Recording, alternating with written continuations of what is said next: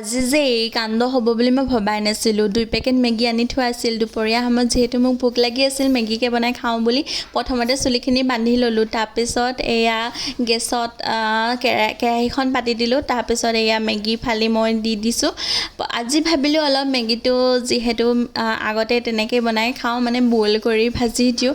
তাকে ভাবিলোঁ বহুত দিন হ'ল তেনেকৈ বনাই খোৱা নাই, আজি ভাবিলোঁ এনেকৈ বনাই খাওঁ বুলি প্ৰথমতে মই বইল কৰি ল'লোঁ। তাৰপিছত দিলোঁ এয়া মিঠাতেল।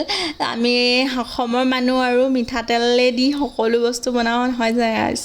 চ' এয়া মিঠাতেল দিয়াৰ পাছত এয়া পিঁয়াজ আৰু দুটামান জলকীয়া দি দিছোঁ। এয়া দেখিছেনে ঘামি জামি অৱস্থাই নাই, হ'লেও আৰু ভোকৰ কাৰণে পাপি পেটটোৰ কাৰণে আৰু বনাবলগীয়া হয়।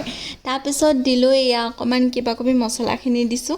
তাৰপিছত বইল কৰা মেগীখিনি দিয়াৰ লগতে নহয় মানে মেগীখিনি মানে কেৰাহীত লাগি ধৰিলে, সেইবাবে অলপ পানীও দি দিলোঁ।